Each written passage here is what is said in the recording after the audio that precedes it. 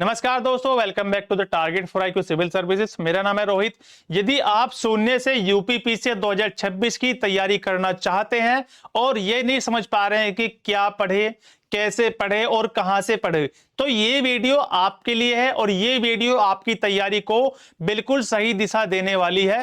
बने रहना इस वीडियो के लास्ट तक। तो आज दोस्तों हम लोग बात करने वाले हैं 2026 का जो यूपीपीसीएस होगा उसके एक कंप्लीट रोड मैप की।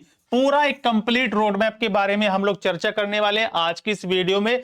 किस तरीके से आप लोगों को शुरुआत करनी है जीरो से, यानी कि zero to hero strategy video आप लोग इसको कह सकते हैं। UPPC 2026 strategy from zero. ठीक है, ये वीडियो खासकर उन लोगों के लिए है जो बिल्कुल जीरो से स्टार्ट कर रहे हैं, अभी उन्होंने शुरुआत की है, यूपीपीसीएस में कदम रखा है। तो देखो, सबसे पहले तो पहला स्टेप जो होता है हमारा, उसको आप लोग समझेंगे। जो हमारा पहला स्टेप होता है बच्चों, वो होता है एग्जाम को समझो। सबसे पहला स्टेप जो होता है, आपको क्या करना है, यूपीपीएससी के नेचर को समझना है कि किस तरह की हमारी परीक्षा होती है, क्या उसका पैटर्न होगा यूपीपीएससी का। तो उसके लिए आप लोगों को तीन चीजें जानना जरूरी है कि ये जो एग्जाम है आप लोगों का तीन स्टेज में होता है।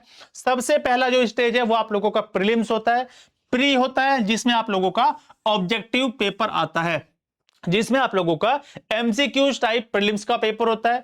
दूसरा क्या आप लोगों का ये होता है मेंस, आप लोगों का दूसरे नंबर पर आप लोगों का सेकंड स्टेज में होगा मेंस। ये रिटर्न होता है आप लोगों का, जिसमें आपको आंसर राइटिंग करनी पड़ती है, ऐसे पैसेज वगैरह, और आप लोगों का पर्टिकुलर टॉपिक जो मेंस में आते हैं आंसर राइटिंग, उसको आप लोगों को लिखना होता है। थर्ड जो फेज होता है जिसका नाम है इंटरव्यू। बेसिकली ये आप लोगों का नॉलेज का टेस्ट नहीं होता, हालांकि बेसिक से क्वेश्चन पूछे जाएंगे आप लोगों से, लेकिन क्या होगा, ये होता आप लोगों का पर्सनैलिटी टेस्ट होता है कि क्या आप लोग जो है पर्सनैलिटी टेस्ट होता है। ये आप लोग याद रखेंगे कि क्या आप लोग जो पैनलिस्ट आपसे क्वेश्चन पूछ रहे हैं उनका आंसर करने में क्या आपको घबराहट तो नहीं हो रही, क्या आप लोग नर्वस फील कर रहे हैं, वो सारी चीजें यहां पर देखी जाती है। अब आते हैं सेकंड स्टेप की तरफ हम लोग। तो ये है आप लोगों का टाइम डिवीजन, यानी कि स्मार्ट प्लानिंग आप लोगों को करनी है। किस तरीके से करना है, तो देखो, फाउंडेशन जब आप लोग करते हो, किसी चीज की शुरुआत करते हो, तो कम से कम प्रिपेयर होने में उसको 4 से 5 महीने लगते हैं। तो ये आप लोग याद रखेंगे। लेकिन क्या करना आप लोगों को, जब आप लोग प्री पर फोकस करेंगे तो मिनिमम प्री पर फोकस करने के लिए आपको 3 से 4 महीने मिनिमम आप लोगों को प्री के लिए देना है। आराम से आप लोगों का प्री हो जाएगा। ये जरूरी नहीं कि आप लोग 1 साल 2 साल की तैयारी के बाद में फिर जाके यूपीपीसीएस में आओ।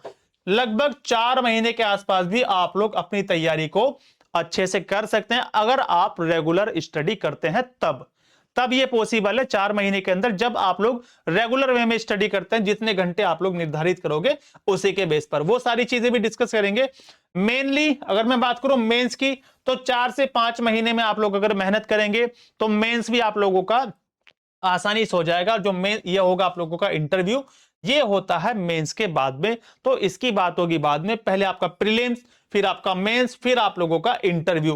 तो ये 3 फेज हम लोगों ने बात की थी। और 2026 के लिए अगर आपको निकालना है, 2026 का अगर आपको पेपर निकालना है कंप्लीट, यानी कि प्री मेंस और इंटरव्यू तक आपको पहुंचना है, तो मिनिमम आप लोगों को अभी से जुट जाना चाहिए, अभी से तैयारी में लग जाना चाहिए 26 वाले पीसेस की। क्योंकि 12 से 14 महीने की तैयारी अगर आप लेकर चलते हैं तो वो आपके लिए एक प्लान बेस्ट होगा, वो आप लोगों के लिए एक बेस्ट प्लान होगा। 12 से 14 महीने की तैयारी, और बाकी चीजें डिपेंड करती है नोटिफिकेशन पर।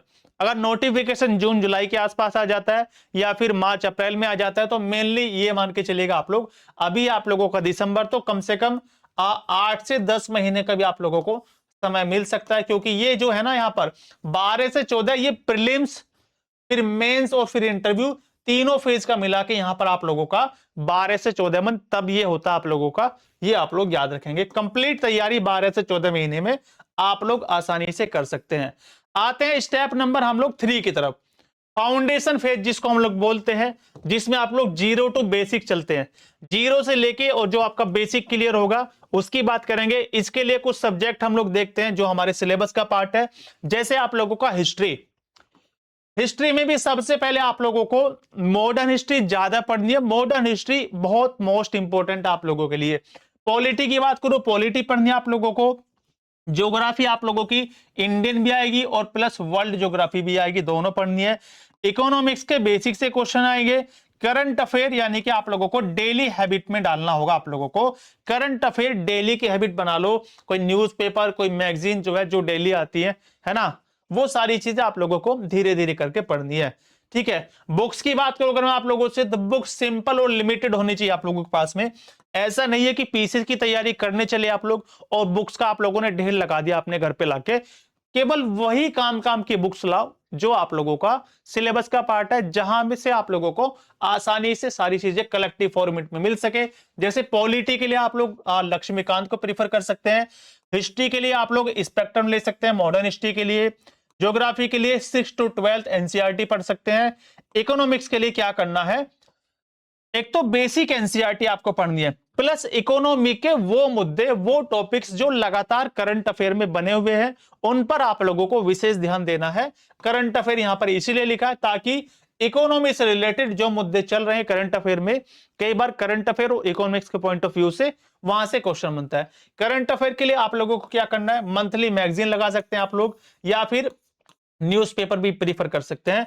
बेस्ट स्ट्रेटजी ये होगी आप लोगों की, बेस्ट स्ट्रेटजी ये होगी बच्चों, मंथली मैगजीन के साथ साथ में डेली न्यूज़पेपर भी आप लोग पढ़ा करो, और हो जाएगा कि आप लोगों का बुक्स आप लोगों को कम रखनी है और रिवीजन आप लोगों को ज्यादा से ज्यादा रिवीजन करना है, तभी आप लोगों का कंप्लीट तैयारी ये हो पाएगी।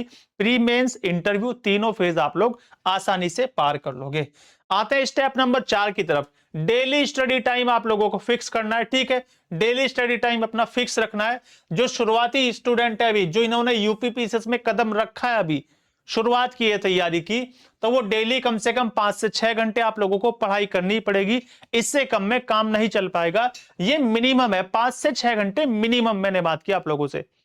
इससे ज्यादा हो तो बेटर है, लेकिन मिनिमम इतना तो आप लोगों को करना पड़ेगा।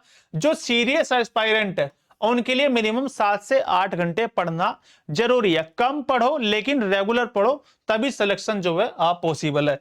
अब क्या करना है, डेली रूटीन आप लोगों का, डेली रूटीन आपको तय करना है। जैसे 2 घंटे आप लोगों ने स्टैटिक सब्जेक्ट उठा लिए, 1 घंटा आप लोगों ने करंट अफेयर पढ़ ली, 1 घंटे आप लोगों ने किसी भी सब्जेक्ट के एमसीक्यू प्रैक्टिस कर ली, घटना चक्र वगैरह से एमसीक्यू लगा लिए, या 1 घंटे आप लोगों ने फिर रिवीजन कर लिया।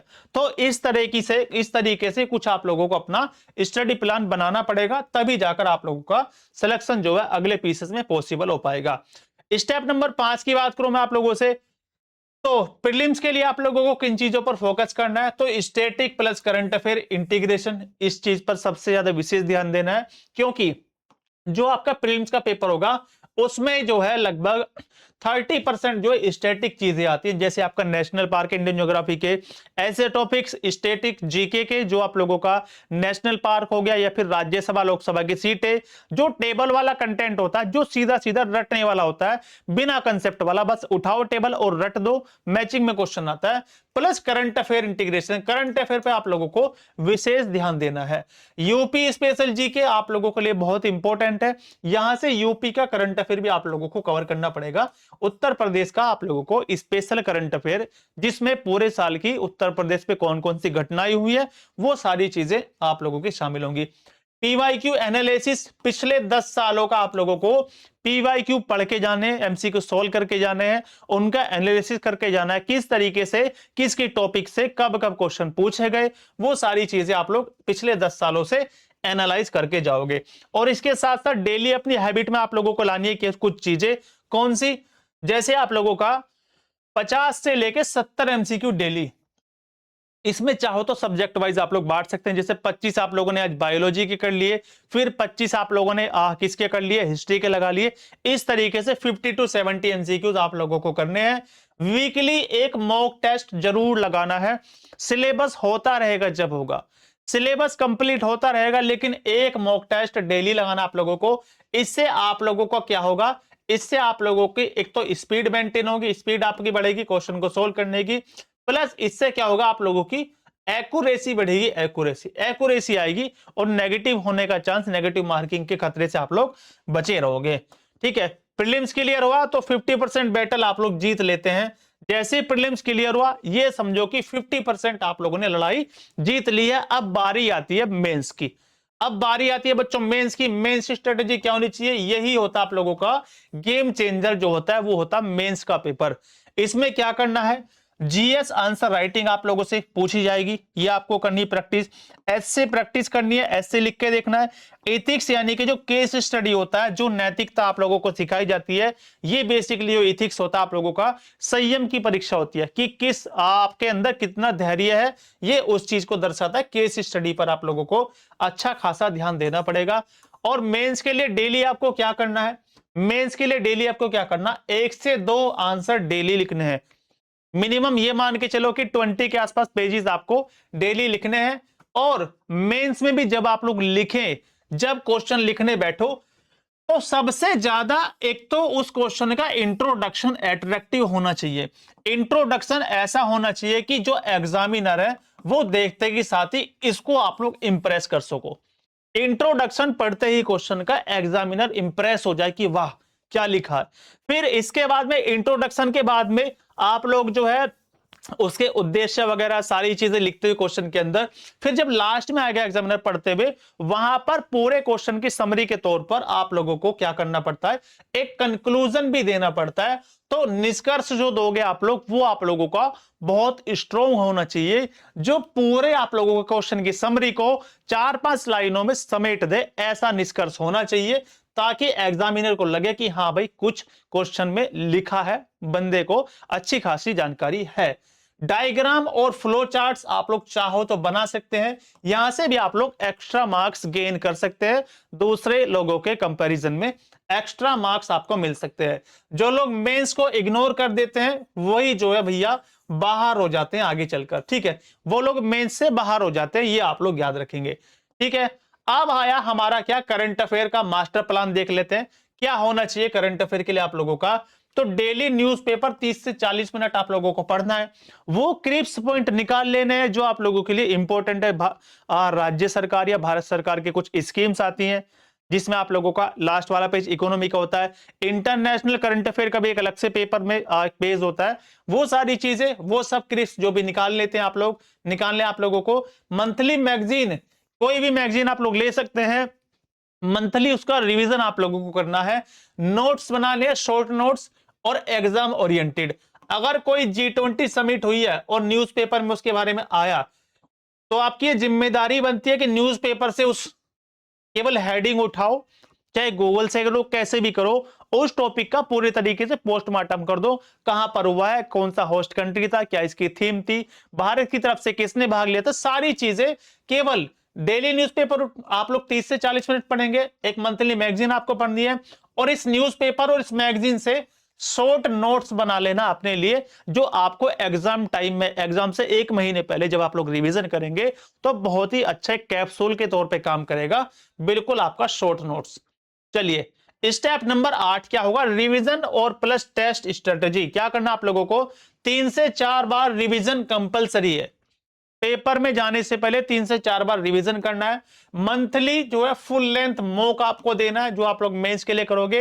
एनालिसिस करना है और टेस्ट काउंट करना है। ठीक है, एनालिसिस करना आप लोगों को अच्छे तरीके से, जो भी आपने टेस्ट दिया है ये आप लोगों को याद रखना है, और जीरो से बचना है। जीरो से कैसे बचेंगे आप लोग? स्टेप नंबर 10 है हमारा कि आप लोग नेगेटिव मार्किंग से कैसे बचेंगे, जीरो से कैसे बचेंगे। एक तो आपको क्या करना है, आपके पास में ज्यादा बुक्स नहीं होनी चाहिए, केवल और केवल लिमिटेड बुक्स होनी चाहिए, जिनको आप लोग मल्टीपल टाइम रिवीजन करोगे। सिर्फ और सिर्फ प्रीलिम्स पे पहले फोकस करना आप लोगों को, प्रीलिम्स पे पहले फोकस करना है। Answer writing let start. अगर आप प्री देंगे, ठीक है, पहले तो प्रीलिम्स दोगे आप लोग, तो आप लोगों को पहले प्रीलिम्स के पॉइंट ऑफ व्यू से तैयारी करनी है। ऐसा नहीं है कि आप लोग प्री मेंस एक साथ लग गए तो उसमें आप लोगों का नुकसान हो जाएगा। सबसे पहले प्री पर फोकस कर लेना। हालांकि बीच बीच में प्रीलिम्स में ऐसे टॉपिक आएंगे जो आपको आप बताते रहेंगे, आपके टीचर्स वगैरह या फिर जो भी आपके मेंटर है, वो आपको खुद ब खुद पता चल जाएगा कि हाँ यहां से मेंस में आप लोगों का क्वेश्चन बनेगा, क्वेश्चन बनेगा मेंस में। आंसर राइटिंग आप लोग थोड़ा लेट स्टार्ट कर सकते हैं। और नंबर 4 जो सबसे इंपॉर्टेंट है, डिसिप्लिन की कमी। इसी वजह से जो कुछ स्टूडेंट है शुरू के 1-2 महीना स्टार्ट करते हैं, बाद में जाके वो अपना फिर तैयारी छोड़ देते हैं कि हमसे नहीं हो पाएगा।